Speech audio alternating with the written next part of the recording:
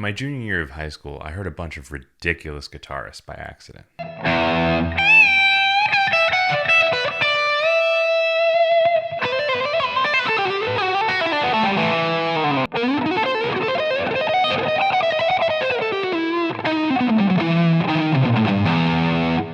Using LimeWire, Kazaa, Napster, or whatever had the interesting issue of downloading mislabeled files. So when I thought I was going to be listening to some Metallica or something, I'd end up listening to Steve Vai, Joe Satriani, Yngwie Malmsteen, and many others. I went down the rabbit hole of superstar guitar players from any and every genre and was instantly in love with how unique all of them sounded, as well as how many more possibilities there were on the guitar than I was hearing on the radio at the time. One thing every player had in common was a high level of technical proficiency, aka the ability to shred. I now had a very clear goal, and this is my personal relationship with shred. If you like what you see here, please comment, like, subscribe. It really helps the channel. I really appreciate it.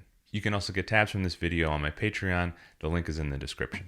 There was no shortage of how to shred guides when I was growing up, and there's exponentially more now. One thing that the shred guides assist with is reducing so many different players into a set of exercises. For the minor pentatonic scale, for instance, Jimmy Page would be groupings of 3, Eric Johnson would be groupings of 5, and Joe Satriani would be groupings of 6. Paul Gilbert would be 3-note per string alternate picking, and John McLaughlin would be 2-note per string alternate picking. So you get the idea.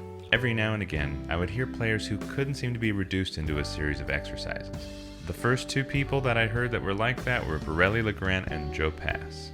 Borelli's solos fit that old saying of taking a risk, that it's like jumping off a cliff and hoping you can fly. Both Borelli and Joe would do fast passages, but they weren't using patterns, or at least not ones that I recognized. There are links to both players in the description that I would highly suggest checking out. Because there was no easy 1, 2, 3 guides on how to play like them, I went back to my sweep picking and alternate picking. After working on those for a while, I had an interesting realization when I was listening back to recordings of myself. I was almost proud of the shred parts because it was very clear that I would put in hard work and here's my result. I didn't really find it to be the emotional part of the solo.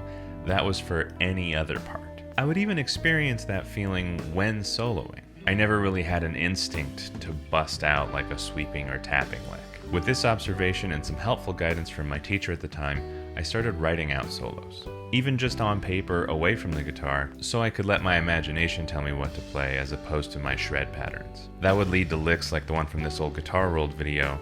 I'll put the link in the description if you want to check it out. This process definitely shed some light on what I was thinking versus what I was doing.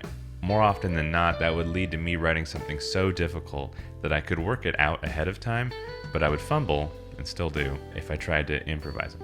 After years of trying this, not one summer, years, I got frustrated of being frustrated and thought, if I don't reduce everything into patterns or write everything out beforehand, how else would I tackle this subject? The answer, that I'm still working with, is concepts. Concepts that are easy enough so that I could think it and then execute it without having to do a bunch of exercises first. That includes being aware of the physicality of everything and what would feel natural for my hand to do next. I know that probably sounds super vague, so let me explain. I know from trying different things out that I really enjoy the sound of lines like this. I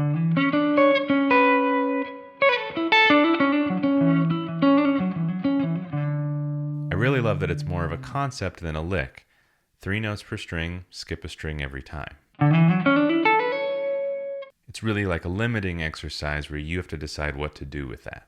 One thing I noticed though with those kinds of shapes and those kinds of concepts is that I don't love doing big finger stretches, and my rhythmic accountability starts to kind of go out the window if I'm doing long legato lines. I tried to develop something similar for a closed hand approach, and I came up with this. I realized I was just arpeggiating a series of chords and then sometimes connecting them linearly. Like this idea would be a C major 7, no 5th, a C 9, 13, and then a C major 7, no 3rd, and then pentatonic up to the 3rd of the scale.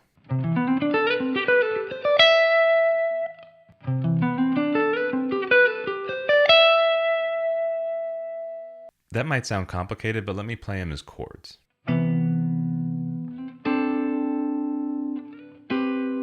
I'm certainly still able to play fast, but I have less of a chance of zoning out into a pattern because the patterns are always changing. As I mentioned before, I offer these concepts in tab form on my Patreon, and the link is in the description. So that's been my journey with shred so far, and who knows where it'll go.